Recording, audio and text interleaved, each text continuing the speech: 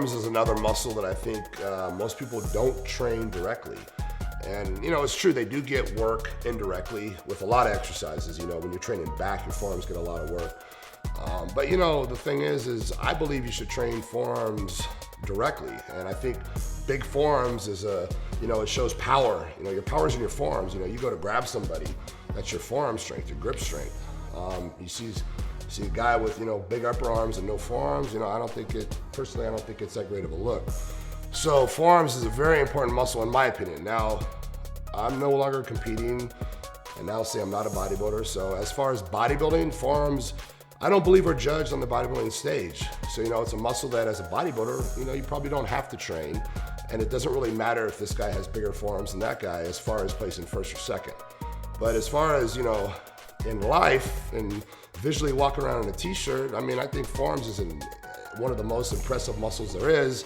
And that's the muscle everybody's gonna see pretty much all the time is your forearms. So why forearms would be neglected, I have no idea. And as far as forearm movements, my favorite would be, obviously everyone knows this, is hammer curls. Hammer curls, you know, is one of the best exercises for forearms. Reverse barbell curls, thumbs over instead of thumbs under. Great for forearms, also good for grip strength. And then the obvious wrist curls. You know, wrist curls, palms up, palms down. Palms down, thumbs are always over. And what that does, it works your grip strength. When you put the thumb under the bar, it obviously makes it easier. So when it makes it easier, what do? We do it the easier way. So thumb over the bar, you're using your grip strength to hold onto the bar. And you know, you want to have impressive grip strength. You want to have strong hands, at least I do. So forearms is a very important muscle in my opinion, and I think visually, why would you not want big forearms?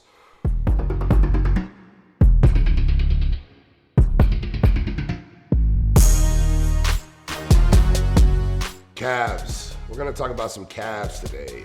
Calves is one of my favorite muscle groups to train, and also one of my favorite muscles, just period.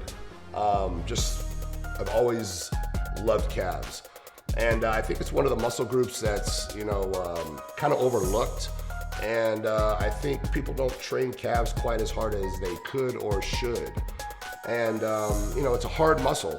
A lot of people say that, you know, you either have them or you don't. Genetically, you have calves or you don't have calves. And if you don't have calves, forget it, you can't bring them up.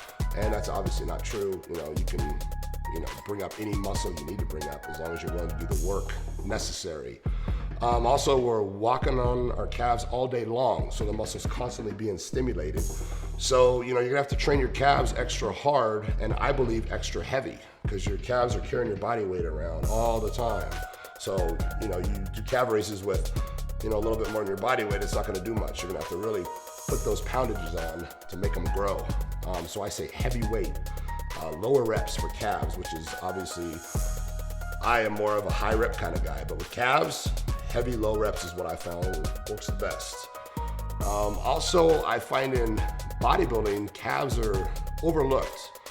And you can see a guy win a bodybuilding show, place high in a bodybuilding show, even on the Olympia stage with, you know, weak calves. And in some cases, almost no calves. And if you just think about this logically, your calf takes up more mass on your body than your upper arm. But you will never see a guy win a bodybuilding contest with 0 arms or weak arms. It will never happen. But weak calves happens all the time. So logically, it doesn't make any sense. The calf is a bigger muscle than the upper arm. But, you know, calves, you know, let them slide. You know, no calves, whatever, no big deal. Which is crazy. And I've heard some people say, you know, well, the judges, you know, where they're sitting, they can't see the calves. Well, I hope that's not the case. I hope the judges can see the calves, but maybe that's a possibility. Maybe the judges can't see the calves, so they don't care about the calves, so who cares? But basically, training tips for calves. The biggest problems I see is people training calves that keep their legs straight. And in order to contract the calf completely, the knees have to be bent. You cannot contract the calf with the knees not bent, with the legs straight. It's impossible. So if you're doing standing calf raises and your legs are completely straight, you're not going all the way up, you're not getting full range of motion, and you're not contracting the calf. So that's the biggest thing I see all the time. All the gyms I go to, I see people training calves and they have the legs straight. So the knee has to be bent and the knee stays bent throughout the motion. Deep stretch at the bottom, come to the top, squeeze it, hold it 2 seconds maybe, get a burning sensation, come back down, up, squeeze, hold, and really feel that contraction of the muscle. And the more they burn, the more they're gonna grow. And those are my tips for calves and my opinion on calves.